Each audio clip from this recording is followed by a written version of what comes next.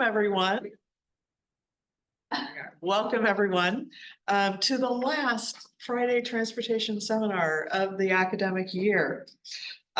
Welcome, my name is Jennifer Dill. I'm Director of the Transportation Research and Education Center here at PSU, and I'll be introducing and moderating today.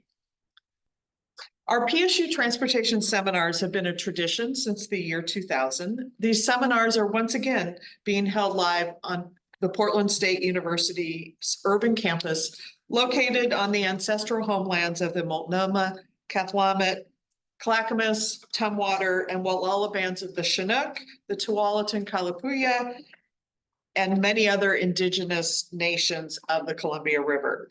It is important that we acknowledge that we are here because of the sacrifices forced on the indigenous ancestors of this place.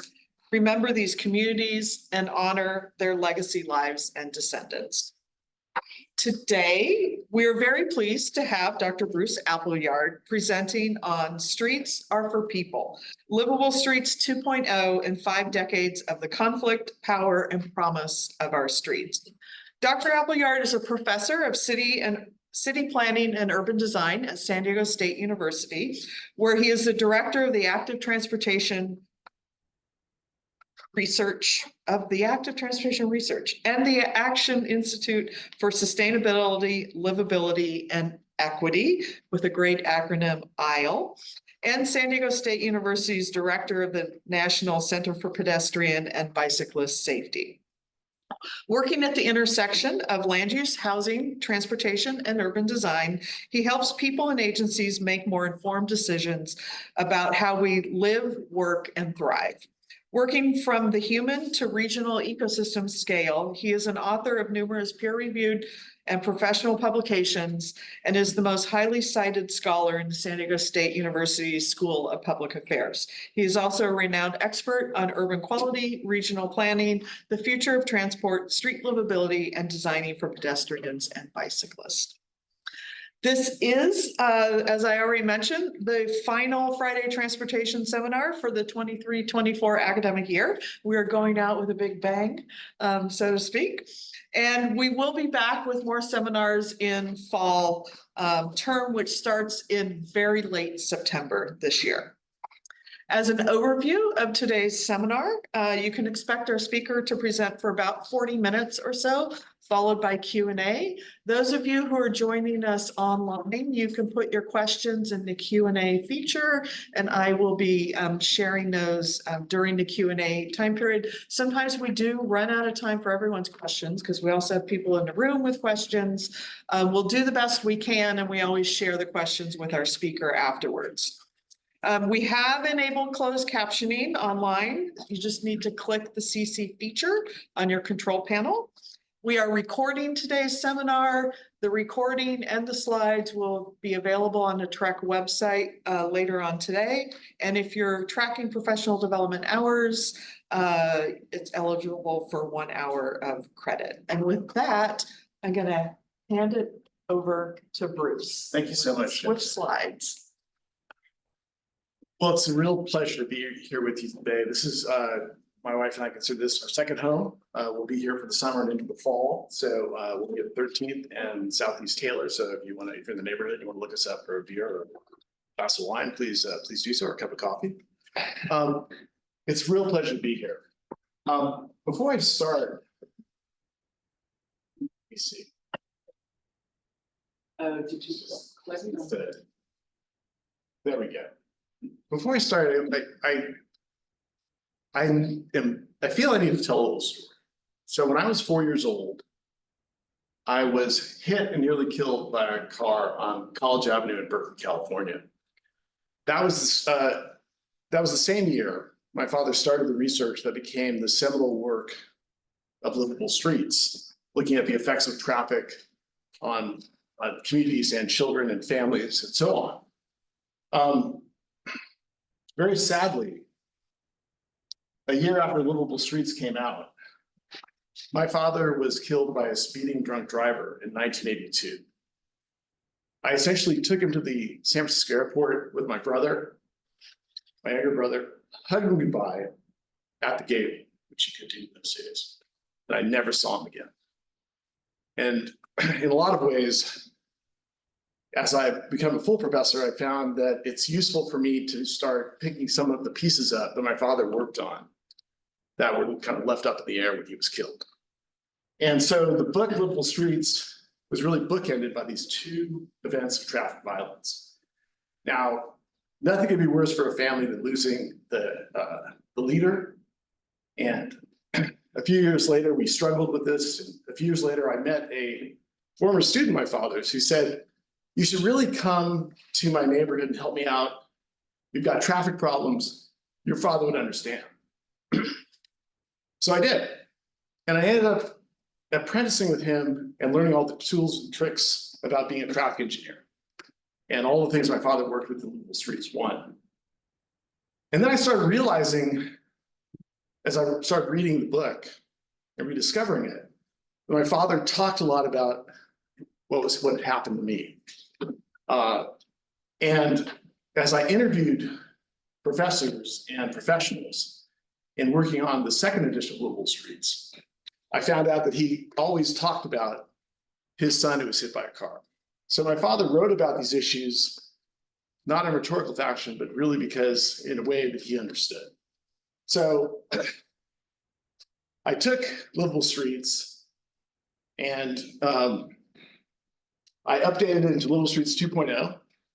And I'll tell you, it was a little bit like editing the Bible. And then, which is already pretty, a lot of high pressure, right? It's everyone else here who's worked on dissertations and books knows it's pretty tough to write a book. But feeling like it's editing the Bible is one thing.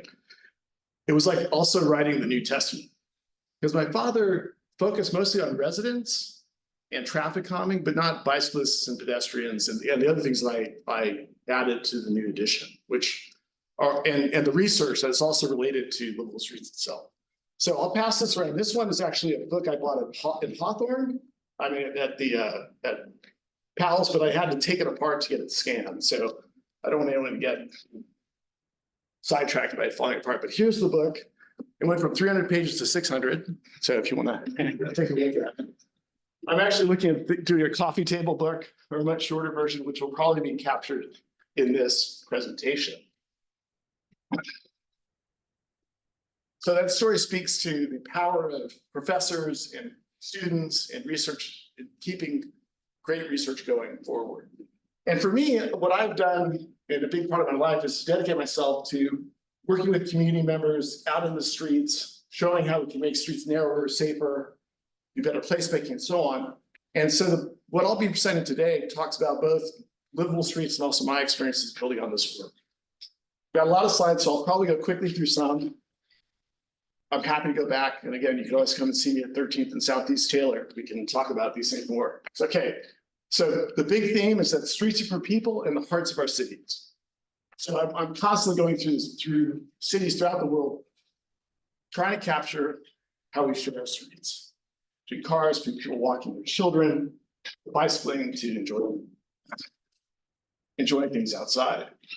And I want to take us back to an earlier time when streets really were shared in this country. This is San Francisco, 1906, right before the earthquake. And you'll see how we used to share our streets. See the bicyclists coming in over here. You just sort of take this all in.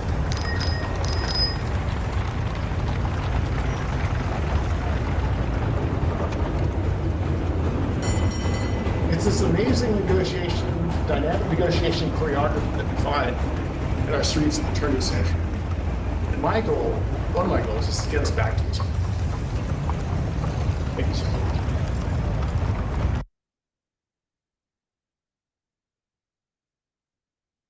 That was done really well. Thanks, Beck. I want to give you a hand of applause. There you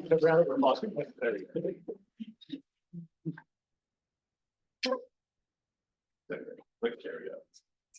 Okay. So one of the things I learned from my father was to take pictures of people in urban environments to see how they're working or they weren't working. So he used to give me his camera, and we used to spend days going through San Francisco taking pictures of people. And he wanted his young kid to have the camera because he thought no one would really pay attention to the young kid with the camera. And so one day I was invited to Lawrence, Kansas to talk about great cities and great streets. And I was given this room, 5th floor of this wonderful hotel. And I just sensed something was wrong with these intersections. The curb radius are way too large. So what happens when they're too large, cars encroach, they drive really fast. And this is not a comfortable situation. About this time, 3 families were walking up here to cross this intersection. So I was like, how are they going to negotiate this? So I immediately ran down 5 flights of stairs and stood right here by this tree. And they're saying goodbye. I used to be up in the hotel up here, with 2 children saying goodbye, getting ready to cross the street. It's a wonderful fall afternoon in Lawrence, Kansas. This car has a right turn arrow on, indicator on, 10 seconds are on the clock, and 5 seconds they're running. This is not a livable environment.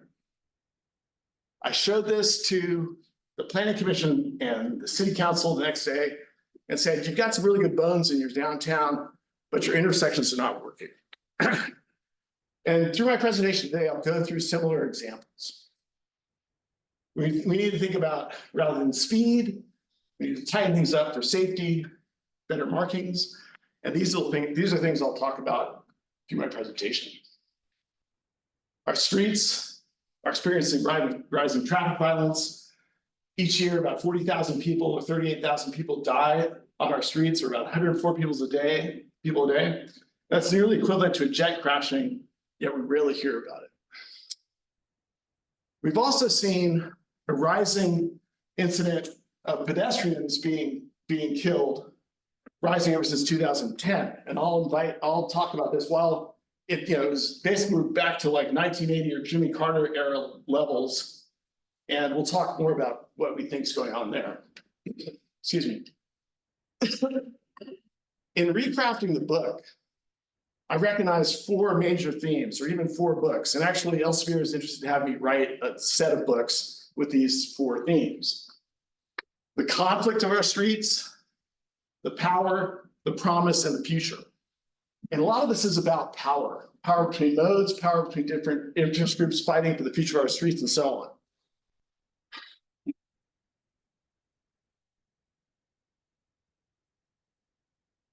Okay, let's start with the conflict. Now I'm going to read a passage. It's up on the slide, but I want you to also just pay attention to what I'm saying. Because it's a long passage, but it's a really important passage in showing how my father started the book.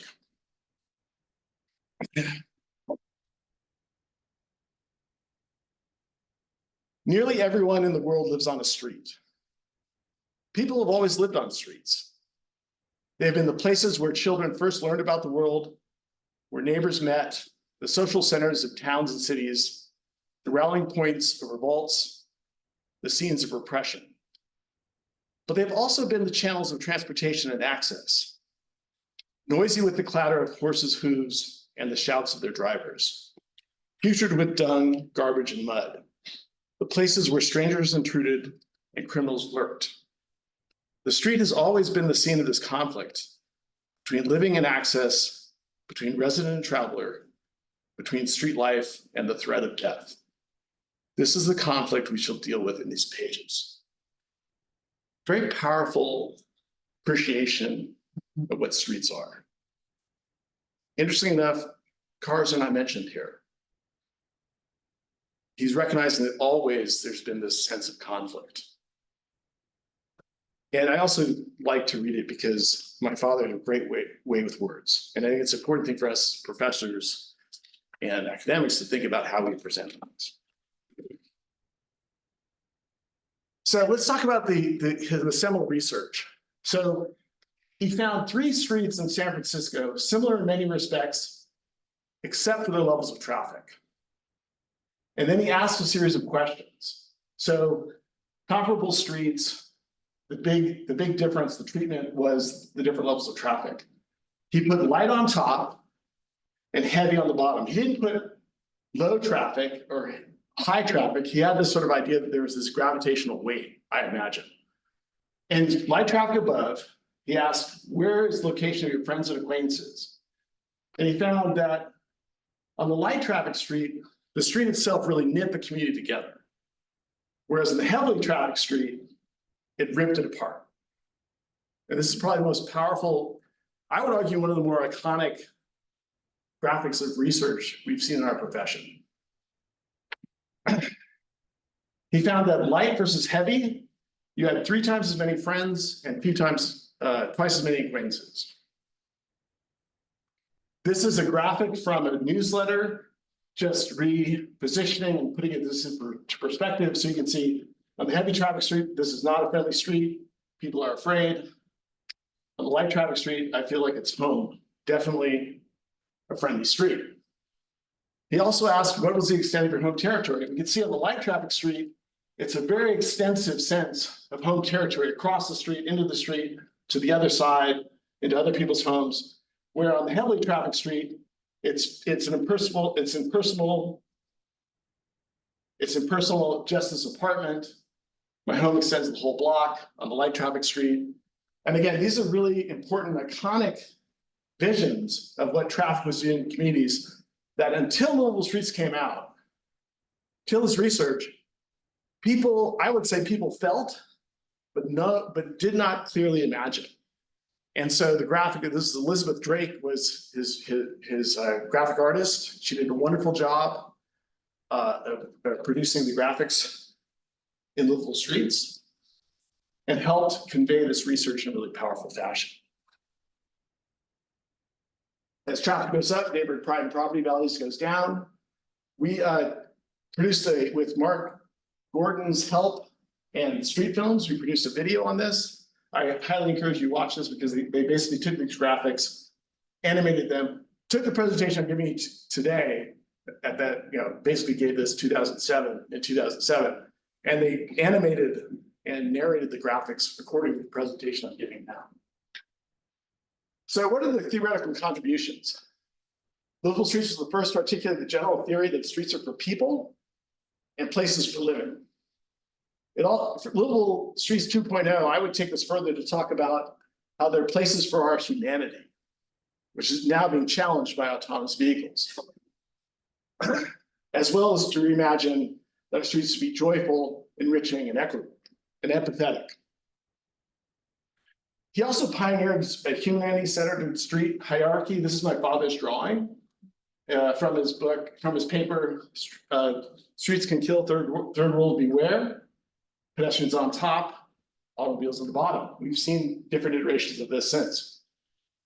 He also there's a chapter in the book that talks about paradigm shifting powers of Livable Streets. I know that Susan Handy presented here recently, and I write a chapter on how it really changed the paradigm with my interviews with Wolf Hamburger, other professionals, and other academics. And I think, especially with UC Berkeley, there's a clear line between Livable Streets and Alan Jacobs' work on Great Streets, and Michael Southworth and Arambe Joseph's work on streets and the shaping of towns and cities. And I know Dr. Golub and Dr. Diller here, and I'm sure your experiences at Berkeley were probably shaped by this influence through other faculty beyond Alan Jacobs and Michael Southworth. He also had really interesting warnings. The automobile satisfy our private needs, demands, and whims, has created an insatiable demand for access and a whole profession of planners and engineers both serving and further stimulating this demand. Kind of one of the best descriptions of auto I've ever seen, which is literally about, almost sounds like you're talking about a junkie and a dealer. So I actually did some research myself, following both the teachings of my father and Kevin Lynch, where I had children 9 and 10 years old draw maps of their communities, different communities with different levels of traffic, but also before and after the crosswalk was built. So I'll talk about that later study. So we looked at a community in suburban eastern San Francisco Bay Area, the suburbs, Costa County. And we focused on a high traffic neighborhood that had a school built in the middle of it, following the neighborhood unit principle of Clarence Perry, I would argue. But it was missing one key component. It had no sidewalks. So you had all this traffic in the morning going to school and no great place for kids to walk in. So we did an environmental assessment following my father's work, looking at the traffic, looking at noise impacts along Livable Avenue, which actually was a very beautiful street. And we did a study before a sidewalk was built. I helped the community get a grant to build a sidewalk. And then this is the sidewalk actually being built. Not much, but it's what we can get away with the community. You all felt that even though there's a 10-foot right of way here, this was all their land that they wouldn't want to give up. So we had children draw cognitive maps on blank pieces of paper. This is a child before the pathway was built. This is a child after the pathway was built. And you can see the pathway clearly drawn in. They're given about 12 minutes to draw their maps. So it's really capturing what they felt was important to them. This was before and after the same student was in the same group. And this could also be related to how they aged and understood the neighborhood, but a very constrained sense of the street that had the pathway on it later, but a clearer sense of the pathway after the pathway was built. Sorry, the quality of the graphics. I gave them to a professor and they were lost in one of the moves that Worcester had after I left Berkeley. I came up with a legend with cool colors located in places where kids played, their friends, acquaintances, vegetation, and warm colors located cars, danger, dislike. And I also, as a student drew an element, I then added that to the map. And I came up with these two collective cognitive maps, where on the left, before the improvements, where there were 24 students, and about half the students with 14 on the right, you can see a much richer sense of what the neighborhood was made of. The streets, the buildings, location of friends and acquaintances, and a much stronger sense of danger and dislike before the improvements were made. What was interesting, if you look at here, this is after the improvements were built. The students recognized this section of the road where the pathway was provided, where they didn't really recognize it here before because they probably didn't really experience it. Some of the findings were that there were 3 times as many children in the after group were able to recall the place between home and school. Danger before group expressed danger twice the rate of the after group, and dislike was expressed 5 times in the before group versus the after group. Other findings we had dealt with how children experience their environment through different modes of travel. So these 2 maps were drawn by the same, in the same group, given the same instructions in the same amount of time. This was a child who was asked to describe the neighborhood between home and school. And they basically drew, as they were driven everywhere in the back of a car, they drew their world as a series of unlinked paths. Okay, you had my house, my friend's house, the mall, Petco, and back again. There's the church, the school, there's the other climbing tree. Again, now this next child, same instructions, same amount of time, but walked and bicycled everywhere. Okay, and basically wrote, I like my neighborhood because I have lots of friends, because I can play there whenever I want. I like everything in my neighborhood and I dislike nothing. You can tell we're sort of asking questions about what you don't like. And I also ride my bike everywhere where I walk. And looking back at Google Street View, we still see the pathway at play. It's not much, but it's better than nothing.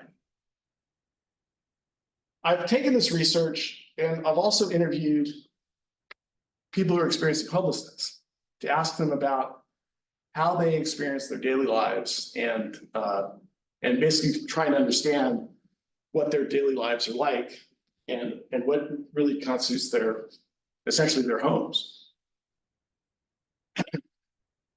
So in summing all this up, my father came up with these graphics, again, done by Elizabeth Drake, kind of showing the progression of the ecology of the street.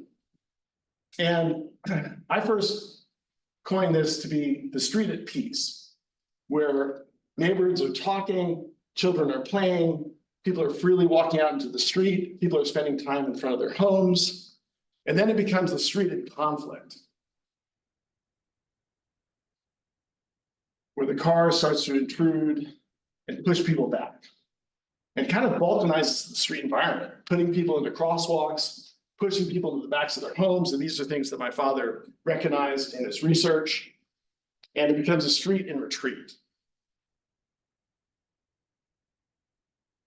So the second book is about power. And this is a graphic, actually a modified graphic from one of your past doctoral students, Tara Goddard, who's now been promoted at Texas A&M. And I said, can we actually rotate your graphic and put it in the book? So we put the individual at the bottom and add these arrows. So basically talking about the sociocultural, physical aspects that bear down on an individual in terms of auto-domination. So again, another set of pictures to tell us the story about the streets. One day I was walking in downtown Oakland. This is Harrison Oak on its way to the suburbs outside of Oakland. And there's this young man holding up a blank piece of paper to passing drivers. What do you think the blank piece of paper says? You see the driver heading up to Piedmont, the affluent suburb of Piedmont and the suburbs, the young man across the street from his own school, by the way. And it says, I will not kill you, okay? So following in line with my research, the research from my father, we could sort of conceptualize that there's this really alienating, dehumanizing force of auto-domination that we need to overcome. Another example is from a person in Berkeley, and my father featured it in the first book, Joseph Charles. He used to stand out on his corner in front of his house every day and do this and say, have a good day. And he was overcoming auto-domination, the dehumanizing force of auto-domination in a different fashion, but still trying to reach out to overcome these forces. Jaywalking has been is a criminalized aspect that I'm really concerned about these days because of how cars, autonomous vehicles don't work with people. We need to recognize the invention of jaywalking as a crime with these handouts that were passed out by Boy Scouts back in the 1920s, and something we should be concerned about. Now, one of the things in my work I've come across is the increase of fatality and injury based on speed.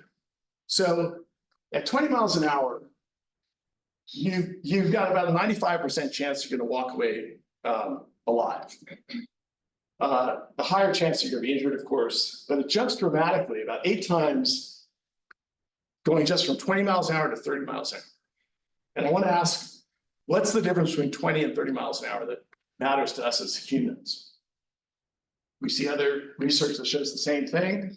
It doesn't go up nearly as much between 30 and 40. And here's another good example showing how it goes up dramatically between 20 and 35 and 30. Well, one day in one of my seminars, I was presenting to a neurosurgeon who said, you know, I have a theory. Maybe we are at risk at speeds higher than we can run. So the higher at speeds higher than what we've evolved to be able to run, we're at greater risk. So this argues for our physiobiologic limits on speeds so that we actually can survive at speeds lower than 25 miles an hour. I'm probably around 16 miles an hour now.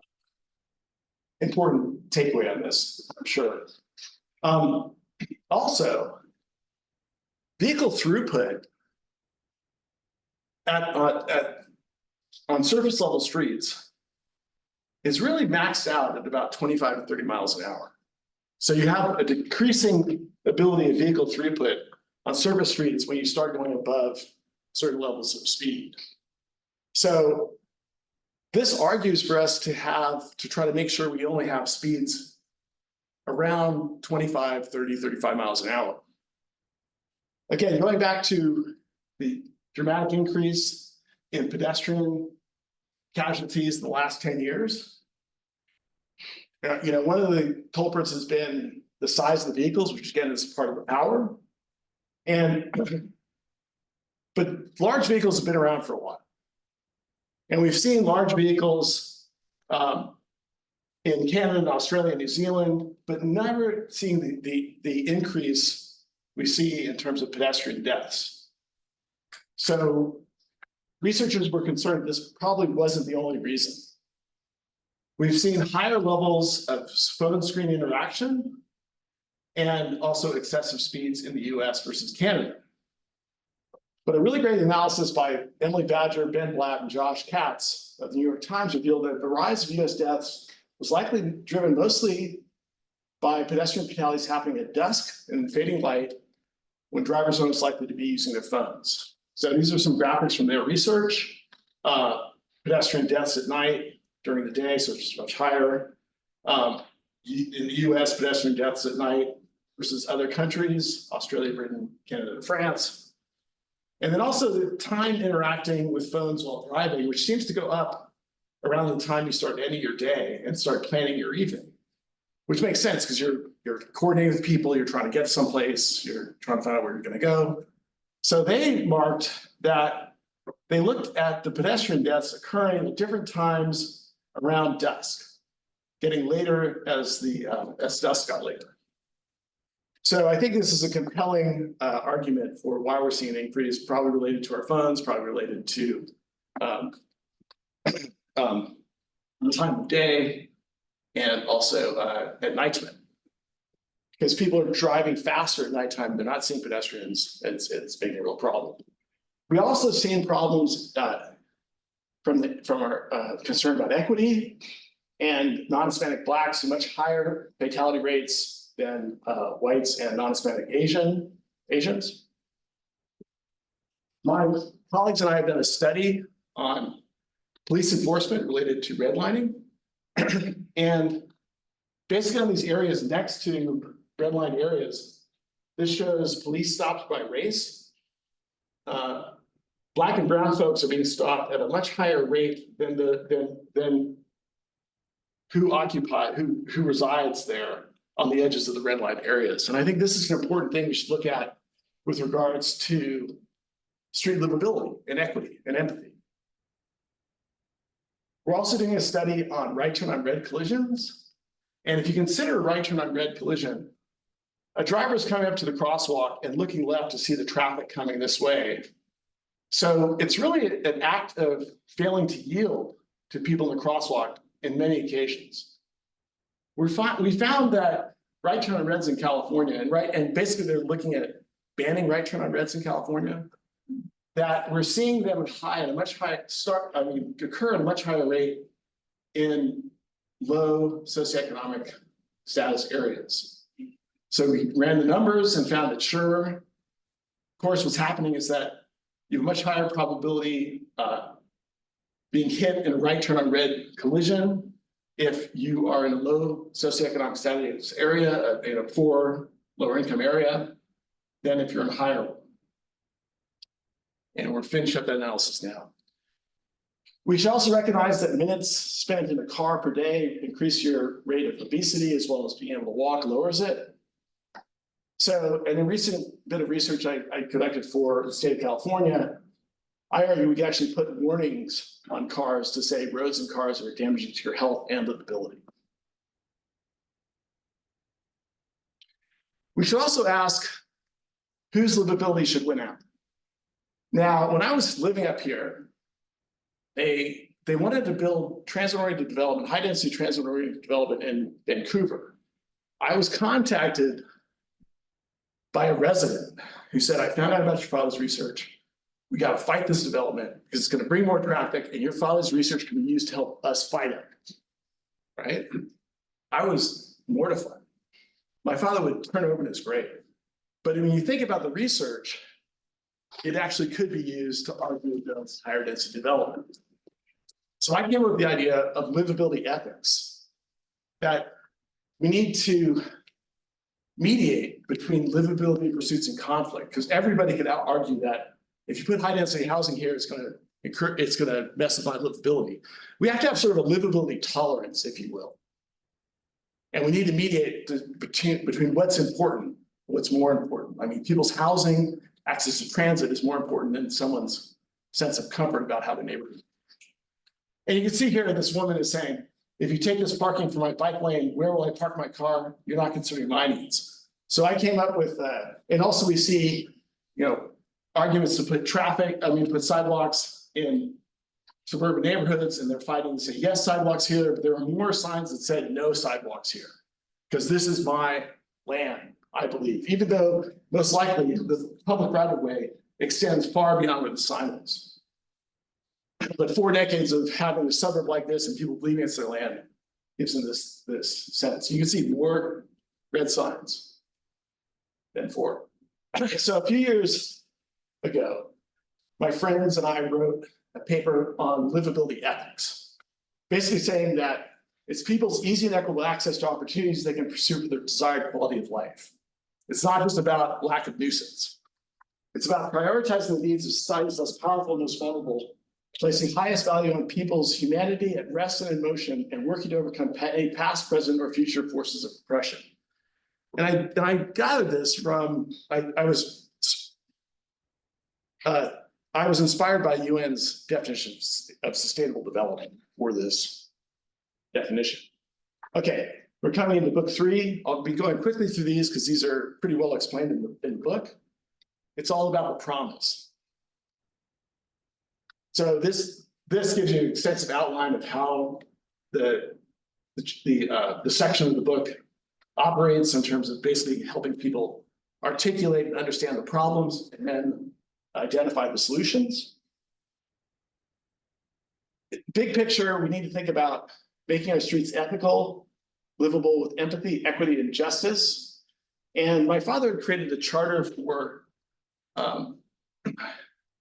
basically street dwellers' rights, which I changed into a charter for humane and equitable streets. And the main components are getting along the street, getting across the street, placemaking, and traffic calming. So in the charter, and I'm going to quickly go through these because they go pretty extensively. But basically, there's a comfort and safety principle, accessible connected land use principle, and a place principle. Plus, there's the ongoing professional prioritization pedestrian bicyclist needs principle. So in terms of comfort and safety, again, it's really getting people across the street, getting people along the street, and calming traffic and reducing flows. So you want to, in terms of getting people across the street, you want to shorten the distance and break up the tasks. I actually pointed this out in Florence, Kansas, and said this is one of the last free-range children. And that was the headline the next day in the paper. So you always have to watch out what you say. We can shorten the crossing distance by bulbing out curbs, making the curb radii tighter. We can break up the tasks with medians and islands. We can also focus on low cost and easy to implement solutions. So with signs, with lighting, creating refuges, and paint. And also our laws. And I recently presented this in Kigali, Rwanda, and they require people to yield to folks in the crosswalk, and it works really well. They do a lot of other great things too, but this is one of them. We can look at protected intersections, just some ideas, a corner refuge, forward bicycle queuing, motorist yield zone, pedestrian crossing to an island, and so forth. This is just a picture of what parts of this look like. And I also think the bike boxes in Portland are really in the spirit of this. And I believe you do have some protected bike lanes, intersections like this coming up. Again, we're looking at tightening up the curb radii, the fewer lanes, and better paint to make things safer as opposed to speed. One of the problems we have is we have a lot of people being hit in marked versus unmarked crosswalks. And you can see how this happens when you're looking at a crosswalk. It looks like this, it looks inviting and safe, but from the driver's perspective, you really can't see it. So I came up with 2 principles, basically help drivers become more aware of their surroundings and other modes. And then also empower pedestrians to accurately assess their own risk. So in the book, there's a theory of why people get hit at crosswalks. It's hard to explain. I mean, I couldn't find the animated version of this. Basically, car speeds go up, the drivers get lulled into a false sense of security as they drive faster. It's like a supply-demand chart. Head risk assessment curve. If you have a false assessment of your own risk and you're crossing the curve of the driver intention and awareness, you're going to have a collision in the critical space of the front end of the car. If not, you're going to get away scot-free. So we need to think about this dual interaction of both understanding and awareness, and also self-assessment. I would argue that really obviously dangerous streets aren't any less visible because you don't have people being hit. It's just people are more cautious, and people will just run, or when they see the opening. But it's the ones where people have false sense of security that we need to watch out for in terms of collisions. But what I'm saying also is that collisions aren't the only thing to tell you that the street is unlivable. One of the good innovations is we're taking the rapid flashing beacons that allow you to signal to then warn drivers that you're about to cross. And just a little bit more about how this works. Now the next principle, the next two, are getting along the street and placemaking. And the placemaking principles here, basically provide a positive, enriching sense of place, be the streetscape, placemaking, vegetation, buildings, authenticity, etc. And we have really great examples of tactical urbanism in Portland through the City Repair Project, where we try to tell a more intriguing story, not a predictable one, but a more intriguing story with the artwork, and give you a sense of home and place. Another example, the person who taught me about telling a more intriguing story is David Engwich, who would have this portable throne he would actually put up in the middle of the streets to try to tell this more intriguing story and get drivers to slow down. We need to think about how wide our streets need to be. There's 3 feet minimum for bicyclists. Cars are about 5 to 6.5. No one, if you ask people how wide cars are, they always think they're a lot wider. Really, 8.5 feet is about the max you can really do on streets. So you can really have car lanes maxed out at 10 feet. We need to think about how relationships are everything, that the walking environment can be a walk-talk zone, that there's a relationship between the building and the street. I came up with this graphic that shows the kind of ideal widths you can have: 6-foot bike lanes, 8-foot parking lanes, 15-foot sidewalks in commercial areas. More would be better, of course, but you don't want to get too wide. And that you need to make them human scale, sense of enclosure, complexity, imageability, and transparency, where you can detect activity that's happening on the street's edge. And this could all be at the street wall. So once you step back, you can go higher. And this is what they do in Vancouver.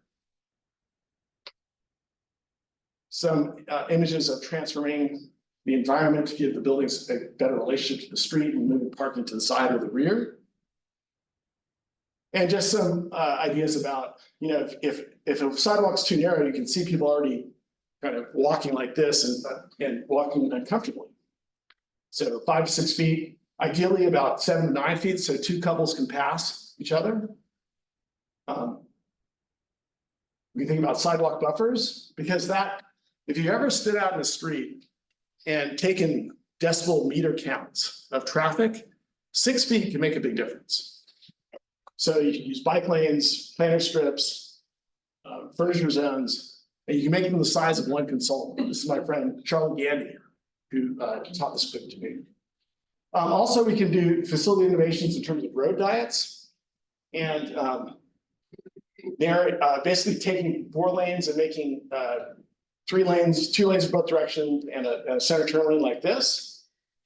You can use pavement legends. Sorry, I went through that pretty quickly. That was a transformation with the center turn lane. You want to be careful to do this at any point over 17,000 ADT, because then you have deviations from the road diet itself. You need to understand the purpose of your road. If your road is meant to take traffic and not let it go into the neighborhood streets, you need to consider that when you're doing road diets. I've come across this a few times. Provide pavement legends with paint, make sure you spell them correctly. Traffic calming lighting around really quick. You have vertical speed control measures, speed humps are a good example. Horizontal speed control measures of traffic circles, neck downs and bulb outs for narrowing, and volume control measures, full closures, half closures, and diode diverters, which the original Livable Streets really focused on. Bike lanes, invitation to ride, make sure you spell them correctly. We can go from shoulder bikeways to cycle tracks to bike boulevards. Parklets and street areas are a really important part of this. This is a diagram from the original Livable Streets. And we've seen great success with these in San Diego, and I believe in Portland as well. We need to think about land use, or accessible connected land use principle. 15-minute city is a good example. This graphic from Ian Lockwood, who provided many cartoons for Livable Streets 2.0. Hello, mixed land use and density reduced my average weekend trip length by about 85%. We need to think about not just about vehicle trips, but person trips. We need to think about making sure we don't overpark our areas. Like this is Omaha this is Omaha in the early part of the century. This is what it is right now in 2013. So way overparked. Again, I mentioned great streets was a real influenced by Livable Streets, and the generation of and articulation of alternatives is an important thing that my father talked about in Livable Streets. And great streets really talk about multi-lane boulevards. We talk about reimagining them. When I was a kid, I worked in the simulation lab with my father, coming up with alternative design scenarios and graphics. With multi-lane boulevards, we can separate automobility from livability and access. And we can do the things we've talked about. Thoughtfully designed buildings dividing the street, having a relationship, good walking, talking spaces, and so on. Again, see that earlier graphic like this, then like this. And also shared streets and runners were the high level my father thought about, which was kids playing, parking spaces, planting beds, sitting areas, basically a fully shared environment between homes, having an extension into the street. My father really felt this was a utopian vision of what we should be shooting for. Now, just to wrap it up about the future, there's some dark clouds ahead that we should be concerned about. Under the ideas of shared vehicle fleets and autonomous vehicles, there could be arguments that this is our current model, but with shared and on demand, we can actually take some of the space back from parking and create parks and other uses. If we get into shared electric connected and autonomous vehicles, the vehicles can be narrower with less side-to-side movement, so you actually can get more right away back. But I asked the question, what could possibly go wrong? Well, let's go back to the old story about induced demand, right? You have congestion and you have to drive yourself. You widen the roadway and the car drives, you're happier. So it's faster, easier driving. So there's more people driving and you're back to square one. So we need to recognize that we've got this impending future of induced travel coming if we really buy it wholesale into autonomous vehicles. Billy Riggs and I came up with a paper really quickly. We need to talk about streets and land use context, vehicles and users. We could have a whole other talk about this. Basically, making it easier to drive will likely lead to more driving. I'm concerned about criminalization of walking and crossing the street. Cruising cars can create congestion and livability impacts. We understand they might just keep cruising rather than parking. This is Adam Miller-Ball had a great paper on this. It will feel like living in a machine or a watch. It will be dehumanizing. Why don't we adopt the safety features of autonomous vehicles into cars now, like speed governors and high-tech speed limiting devices? and geofence all of our communities and and you wouldn't even need traffic. Early detection and braking technology and smaller, less threatening vehicles. Why don't we just do that with vehicles we have right now? And California is actually trying to do this as we speak. So just to wrap it up, some chalkboard art, looking at what kids are doing. One of the big things about Livable Streets that my father focused on was building the barriers, which are now about to turn 50 next year. And when they were first put in, almost throughout the city overnight, they weren't really accepted. And there were fights over whether they were good or bad. Again, sort of livability ethics we need to argue about. One day when I was working on my dissertation, I was riding my bike to Berkeley, and you can see the barricade of the street right here. And there's a faint chalk walk cross, a chalk drawing. I came back the other day and it was this really huge hopscotch. And you can see the barrier up top. It's the world's best hopscotch. And I came back and saw these, she recognizes the engineers say dead end ahead. She says not a through street or humane. There's a self-portrait. It's Mia. She's marvelous, intelligent, and awesome. She's a Democrat. She recognizes her car's, her father's car pollutes. And so I would argue that these all show that this is a real livable environment, that this shows the effectiveness of these barriers 50 years later. And they were temporary treatments. Sometimes there's nothing more permanent than a temporary treatment, right? And they're ineffective. So I've got another picture of chalk, sidewalk chalk art. And I'm still trying to figure out what it's all about. Mm-hmm. Anyway, maybe someone can tell me what this one's about. All right, back to our story. I probably all of a sudden, I'm on someone's radar now. Anyways,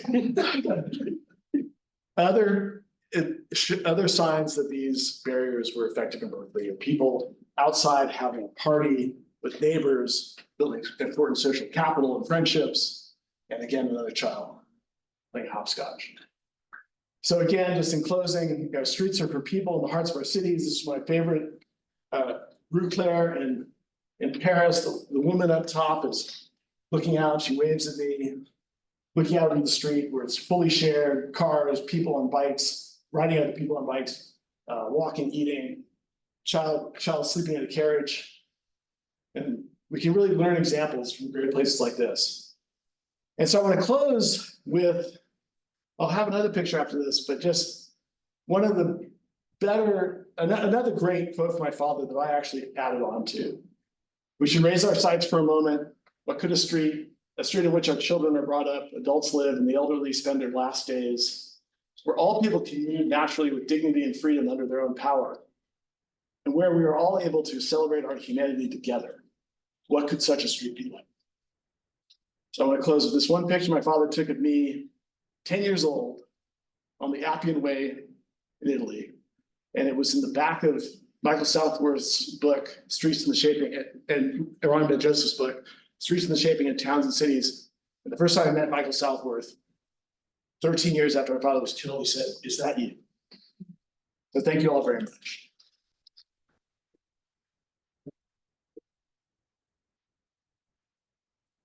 All right, we have a few minutes for questions. I'll open it up to the room first, and you had your hand up quickly, so go ahead.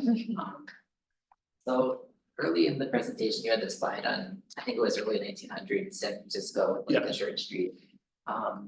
That makes me think, so I visited Thailand a couple years ago and Chiang Mai, and I was really uncomfortable. So there were a lot of they had the shared streets thing, like you couldn't walk on the sidewalk away from cars, like you're on the street with cars, right, bikes and all this stuff. And I don't know,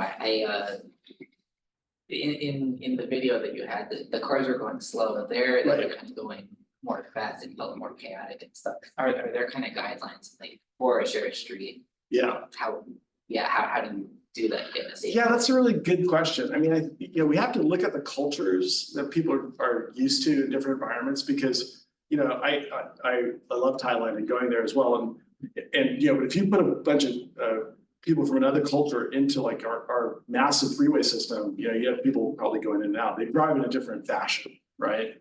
So, and you as a pedestrian also weren't entirely comfortable with that either. So there's definitely an acculturation that takes place. I mean, one of the things I was really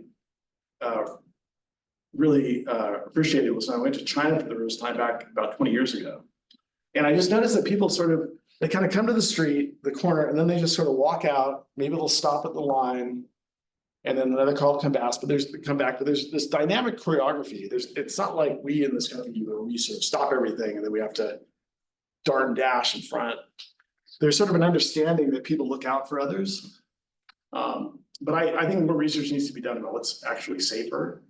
But I do think that there's a sense of culture that we are used to that we need to appreciate when we're looking at different treatments. I mean, when we, characteristically, we think the max amount of vehicles we get through a lane of traffic in the US is 2,000. But in other cultures, it might be more than that. Yeah, sure. Yeah, and then I'll do an online question. First of all, thank you for the presentation. Thank you for sharing your story. They're really amazing. So thank you. I really appreciated that. Thank you very much. Yeah. I just want to have a lot of questions. I know I only have time for one, but I'll try to compact it. I wonder your experience, particularly, I come from Puerto Rico, which is a 99% car-centric country. And I wonder, because in Puerto Rico is really important, the vehicle sales is an important economic, indicator, and, politicians and policymakers really focus on that as an important economic factor. So I wonder your experience in terms of pushback from politicians or policymakers outside of the academic that we are, right? Like, how do they see this concept of livable cities in terms of, focusing more on people and, pedestrian, cyclists, and transit? And how can we have that pushback against them, right? Because sometimes they just think, no, we need cars, it's good for the economy and it is important. And yeah, we're losing lives, but we also think about the money issue. Yeah. And I wonder your experience with politicians and how strategies to fight that, I'm gonna say lack of understanding for between. Very good question. And I should say that, starting with my father's book, there was a lot of discussion about the politics of change and how, who are the beneficiaries, who are the arbiters, who are the advocates, who are the people who are trying to fight it. So there's an extensive discussion in the section on power that talks about that, and my own experiences as well. I think that the research itself was very powerful in changing people's view. I mean, I think it really changed the academic profession as well as how professionals think about traffic and actually recognize that traffic has a real impact on communities. I think temporary treatments, again, as experiments and examples, could actually become permanent treatments. They're less threatening if they're considered temporary. If they're not heavy-handedly built at first, those could be a good way to sort of show how things work. Other examples, one of the best things my friends and colleagues who work in this space do is point to other examples that would actually work well here. And I would say that Portland is at the forefront of creating great examples for all of us to follow, especially being a West Coast city. And I think Portland's experience is also really valuable in terms of understanding, taking big leaps and making big changes for others to follow as well. Thank you. Okay, I'm gonna try to squeeze in. There were several online questions, but I think some of them came in and then you addressed them a little bit later. Okay. So hopefully the people online understand that. And one question that came in, I think, as a result of the photos about road diets. Can you tell us more about suitable context and trade-offs around the center turn lanes, which are a common part of the road diets? Yeah, really quickly, obviously if you need to make center turns, if there are more driveways or streets or something like that, they're higher utility. I had a very interesting experience in Missoula, Montana, that a friend of mine who will remain unnamed came in and said, look, you should do a road diet here. But it was a business route 90. through Missoula, Montana. So it was supposed to carry a lot of traffic, and there weren't a lot of places it could deviate to. So they put in a road diet almost overnight and made it really hard to get to the businesses along the route. And it basically was a constant stream of traffic. So you couldn't actually cross the street easily. The better thing to do would have been put in street stoplights, so you could actually cross at regular intervals, right? There was so much traffic that so that's why I was saying that over 17,000 ADT on a road diet, you want to be cautious because you want to make sure if your road needs to carry the traffic and keep it from neighborhood streets and other places and give people gaps to cross, be careful. And I think that with the center turn lane, again, I think if you have a lot of driveways, commercial access, that's where the utility of the center turn lane comes up.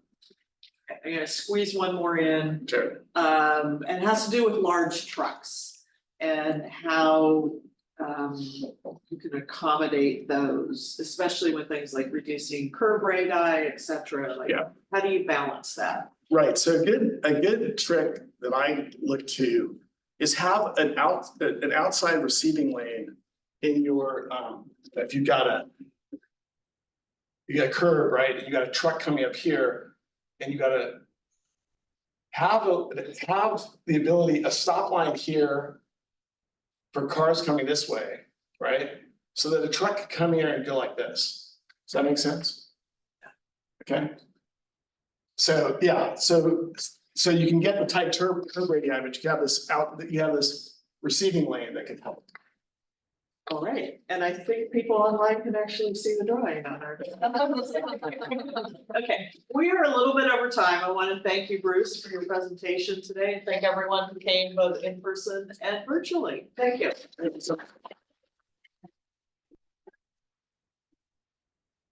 If you can email me questions, I'd be happy to talk to you.